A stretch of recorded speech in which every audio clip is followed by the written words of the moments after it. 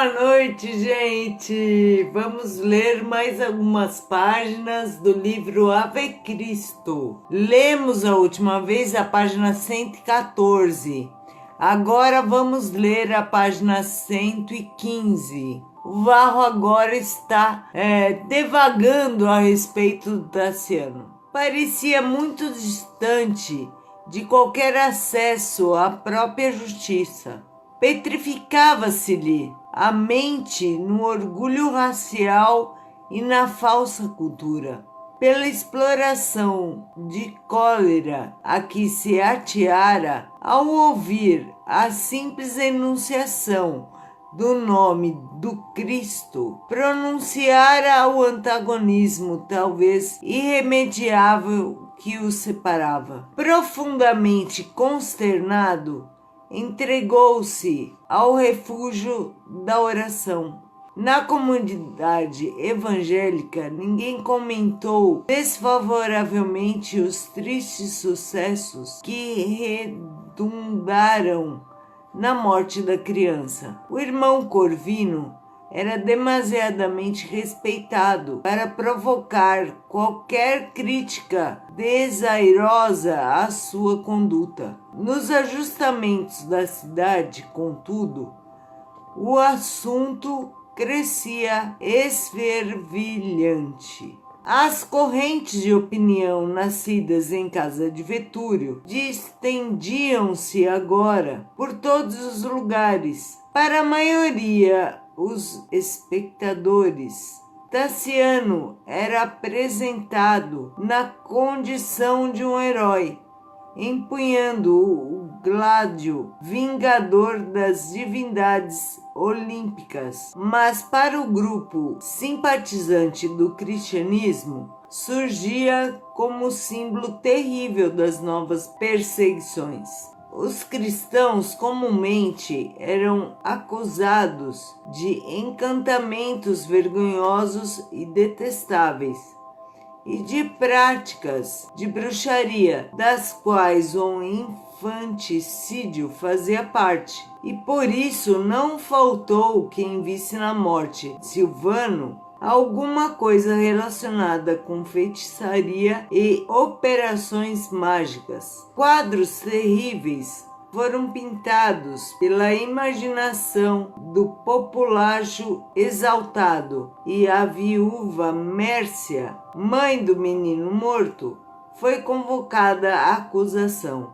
Nessa atmosfera asfixiante, o filho de Cíntia começou a receber a visita de romanos destacados, que lhe felicitavam o espírito reacionário e vigilante. Revigorado por semelhantes aplausos, sentia-se o rapaz habilitado para atuação de maior vulto. O próprio gestor Quirino Eustásio, velho patrício aposentado das lides políticas, mais influente, junto à prefeitura da Gália Lugdunense, veio ter com ele para saudações de estilo pomposo. Dentre os assuntos tratados, não podia faltar o tema preferido. Acredito que a mocidade romana não poderia esvaziar-nos a província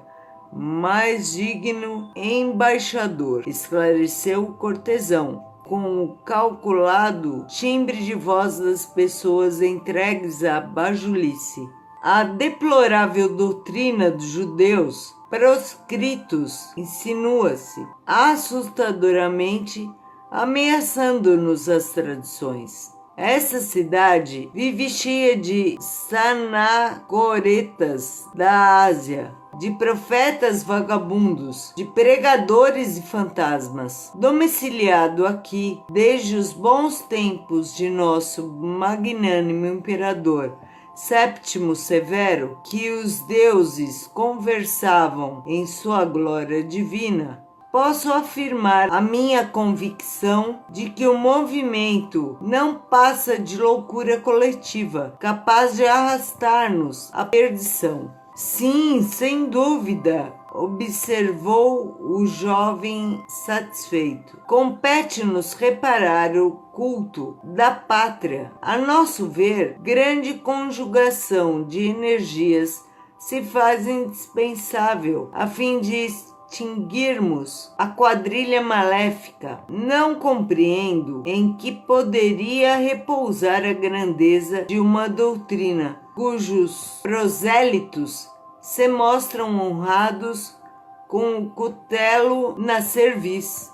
Em Roma, tive conhecimento de muitos processos alusivos às representações e espantei-me com o teor das respostas dessa gente infeliz. Repudiam os deuses com uma desfaçatez de assombrar. Creio que as autoridades deviam promover um expurgo social em grande estilo.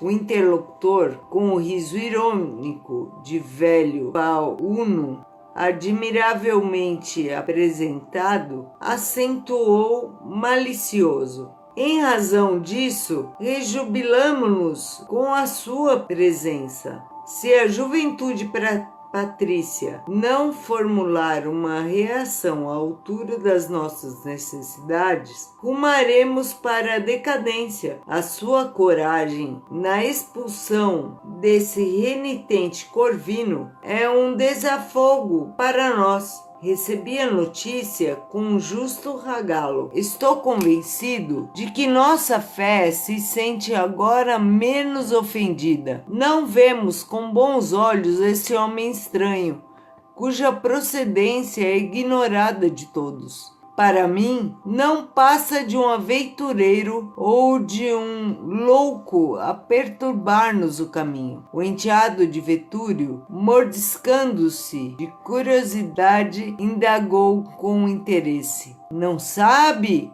Assim, quem é ele? Por que mistérios guarda comigo tamanha cultura a estagnar-se em serviços de jardinagem?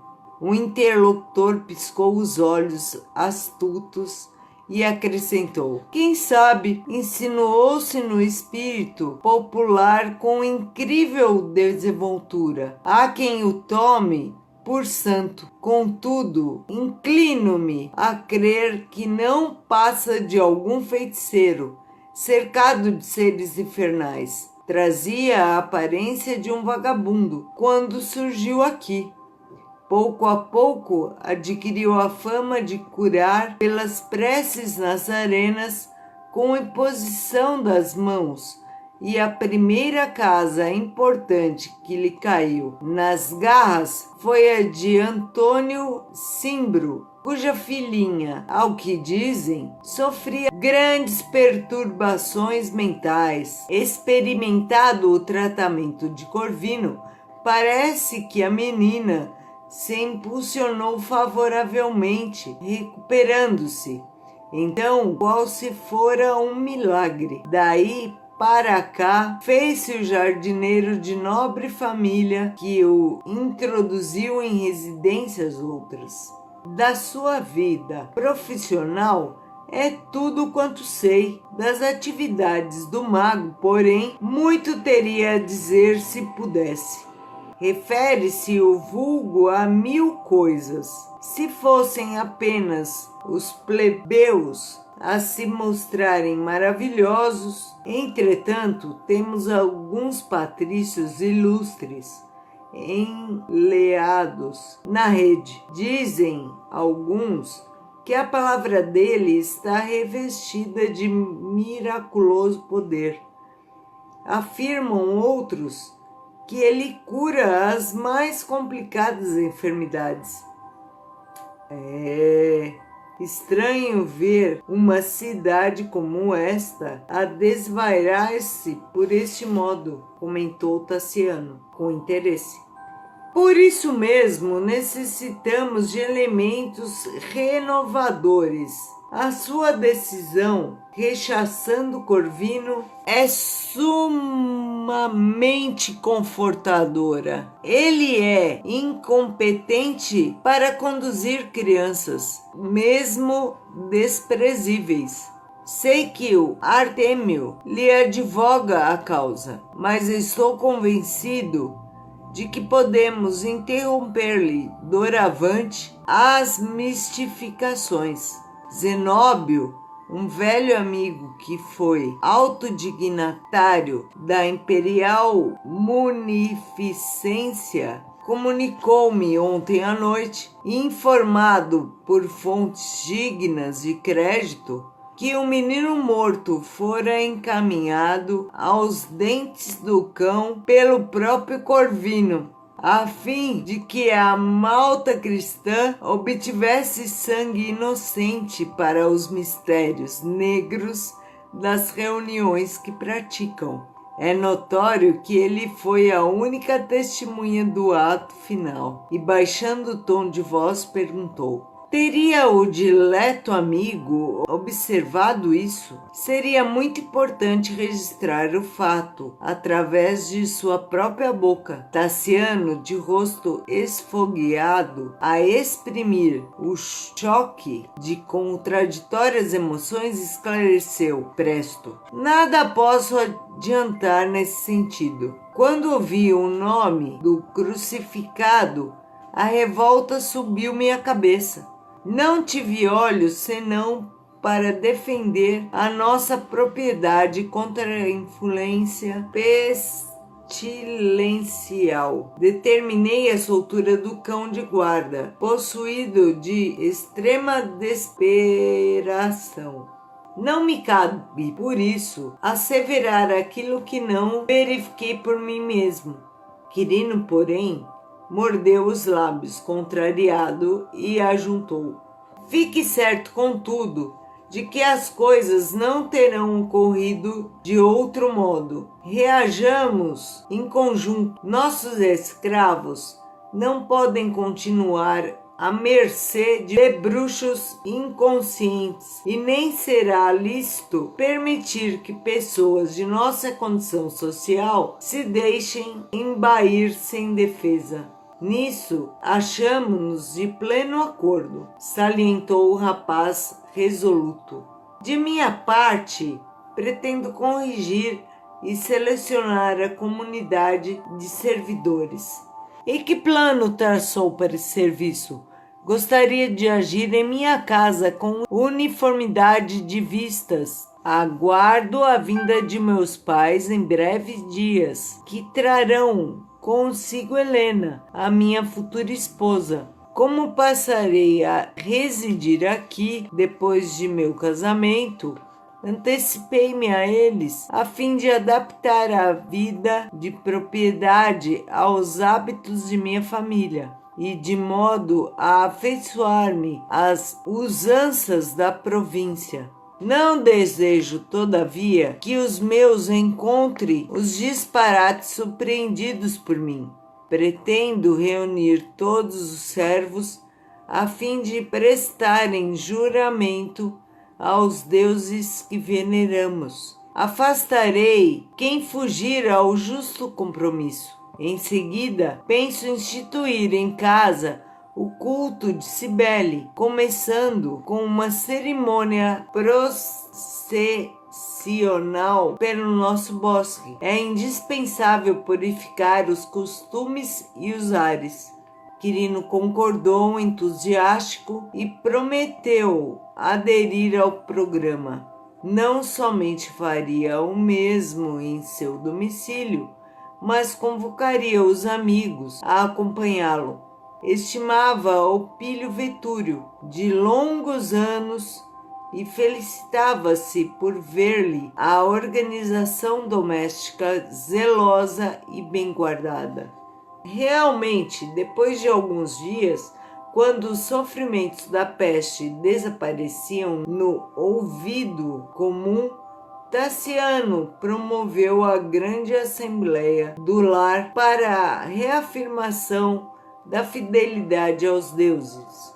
Em vastíssima dependência da herdade, uma soberba estátua de Cibele fora instalada para a recepção dos votos gerais, enquanto que à direita da imagem No alto palanque paramentado de seda carmesim e fios dourados, instalaram-se Tassiano, 2 sacerdotes populares da deusa e o casal de mordomos, Alésio e Pontiminiana. Numa extensa galeria consideravelmente elevada junto às portas de acesso ao grande recinto, a nobreza citadina, trazida por Eustáquio, rejubilava-se com as cerimônias. Embaixo acotovelavam-se todos os servidores da família, dentre os quais alguns artistas repetiam cânticos consagrados à divindade. Num pequeno altar grandiosamente florido, a imagem que Vetúrio importara de Pessinuante figurava-se uma testemunha impassível. Cibele, ladeada por 2 leões, esculpida em mármore imaculado, representava realmente o símbolo de uma civilização bruxuleante à frente do olhar indagador e triste de dezenas de escravos, sob a orgulhosa exibição dos senhores. O primeiro a aproximar-se, criando naturalmente um padrão para ser imitado, foi Tassiano, que, reverente diante do ídolo, declarou em voz alta: sob a invocação da divina Cibele, mãe dos deuses e mãe nossa, juro irrestrita fidelidade às crenças e tradições dos nossos antepassados e perfeita obediência aos nossos eternos imperadores. Frenéticos aplausos coravam-lhe as palavras. Um hino sacro, acompanhado por flautas frígias, fez-se ouvir cadenciado e melodioso. Em seguida, Alésio desceu do trono improvisado e, dando a ideia de que a cena havia sido previamente estudada, pronunciou respeitosamente os mesmos votos. Logo após veio Pontiminiana. A nobre senhora parecia doente e fatigada. Adivinhava-se-lhe a luta íntima. Palidíssima, enviou ao marido suplicante olhar, mas pela expressão rude com que Alésio a fitou, era possível imaginar os duros conflitos em que se haviam empenhado antes da cerimônia. Contida pelos olhos frios do companheiro, a orientadora da casa enxugou as lágrimas e repetiu pausadamente as mesmas palavras, negando assim a fé cristã que lhe atribuíam. Triunfante sorriso pairou na máscara fisionômica de Alésio, enquanto se alastrava cochichado sussurro em enorme agrupamento de servidores. Ai, paramos na página 120. O próximo será a página 121. Vamos fazer uma prece?